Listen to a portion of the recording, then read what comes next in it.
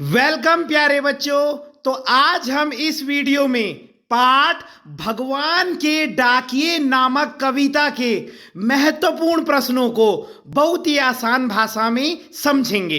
तो चलिए शुरू करते हैं। सबसे पहले आपको ये पता होना चाहिए कि इस कविता का नाम भगवान के डाकिए क्यों पड़ा। डाकिए का मतलब होता है संदेश पहुंचाने वाला, यानी पोस्टमैन। अब इस कविता में भगवान के डाकिए की बात हो रही है, तो भगवान के डाकिए कौन है? भगवान का संदेश पहुंचाने वाले वो दूत कौन है? तो वो दो चीज है, पक्षी और बादल।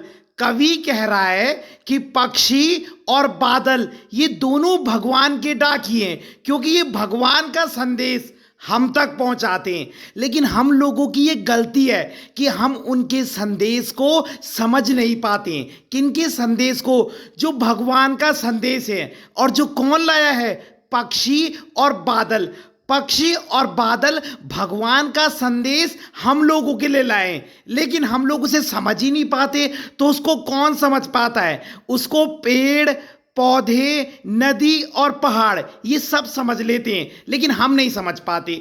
तो कौन समझ पाते हैं? पेड़, पौधे, नदी और पहाड़। तो ये चार वर्ड आपने याद रखने हैं। तो देखिए क्वेश्चन क्या क्या बन सकते हैं। भगवान के डाकिए कौन है? पक्षी और बादल। ये किसका संदेश लेकर आए? भगवान का संदेश लेकर आए। हम इनके संदेश को नहीं समझ पाते, तो कौन समझ पाता है? पेड़, पौधे, नदी और पहाड़। अब इसमें भगवान ने क्या संदेश दिया है? पक्षी और बादल को भगवान ने क्या संदेश दिया है? प्रेम और एकता का। भगवान चाहते हैं, प्रभु चाहते हैं कि हम सब लोग प्रेम और एकता से रहें। तो ये जो चीजें हैं, पक्षी और बादल, ये प्रेम और एकता का संदेश हम लोगों के लिए लेकर आए, लेकिन हम लोग उसे समझ ही नहीं पा रहे। उसे तो केवल पेड़, पौधे, नदी और पहाड़ ये समझ रहे हैं। ठीक है, क्योंकि आज का इंसान क्या है? मतलबी और स्वार्थी हो गया है ना। हम लोग अपना मतलब निकाल रहे हैं, दूसरे का बुरा चाह रहे हैं। तो हम लोग तो प्रेम और एकता से रह ही नहीं रहे हैं। ठीक है, अब हम इसके प्रश्न उत्तर को करते हैं।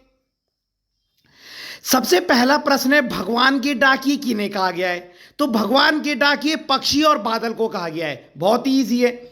ये डाकिए क्या काम करते हैं? तो ये डाकिए एक देश की धरती की सुगंध दूसरे देश में भेजते हैं। ये डाकिए एक देश की धरती की सुगंध दूसरे देश में भेजते हैं। अगला प्रश्न है, कवि ने पक्षी और बादल को भगवान के डाकिए क्यों कहा है? तो पक्षी और बादल भगवान का संदेश हम तक पहुंचाते हैं, इसलिए कवि ने ऐसा कहा है। इन्हीं दोनों को डाकिए क्यों कहा?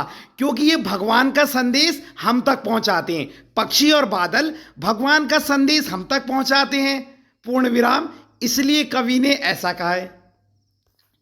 अगला प्रश्न है, पक्षी और बादल द्वारा लाई गई चिट्ठियों में क्या संदेश होता है? तो मैंने आपको बताया, पक्षी और बादल द्वारा लाई गई चिट्ठियों में प्रेम और एकता का संदेश होता है।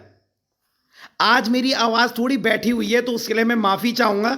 अगला प्रश्न है, पक्षी और बादल द्वारा लाई गई चिट्ठियों को कौन पढ़ पाता है? तो पेड़, पौधे, नदी और पहाड़। ये चार शब्द आपने ऑलरेडी याद कर लिए।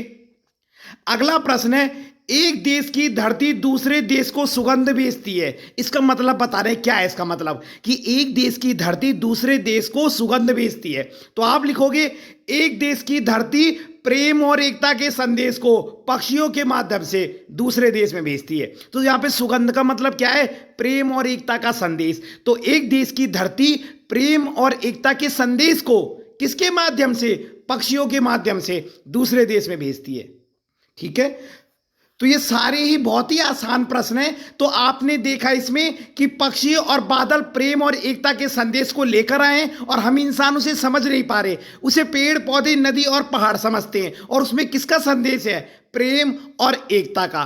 तो अगर आपको वीडियो पसंद आई हो तो लाइक कीजिएगा, कमेंट कीजिएगा और अपने चैनल को सब्सक्राइब जरूर कीजिएगा। धन्यवाद।